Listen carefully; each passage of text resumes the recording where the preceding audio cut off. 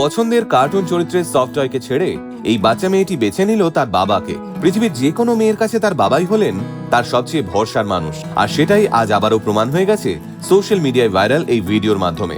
সম্প্রতি সোশ্যাল মিডিয়ায় একটি হার্ট ওয়ার্মিং ভিডিও ভাইরাল হয়েছে, যেখানে দেখা যাচ্ছে এক বাবা তার ছোট্ট মেয়ের সামনে দুটো সুন্দর সফট টয় রেখে বসে আছেন, আর তার ছোট্ট মেয়েটি ধীরে ধীরে তার দিকে এগিয়ে আসছে।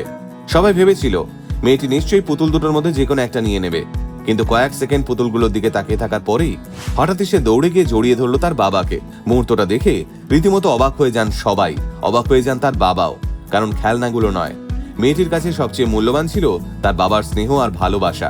মুহূর্তের মধ্যেই সোশ্যাল মিডিয়ায় ছড়িয়ে পড়ে এই ঘটনার ভিডিওটি এবং ছুঁয়ে যায় লাখো মানুষের মন।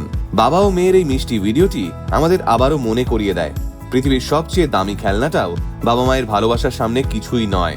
এই ছোট্ট মেয়েটার জায়গায় আপনি থাকলে কি করতেন? কমেন্ট করে অবশ্যই জানাবেন।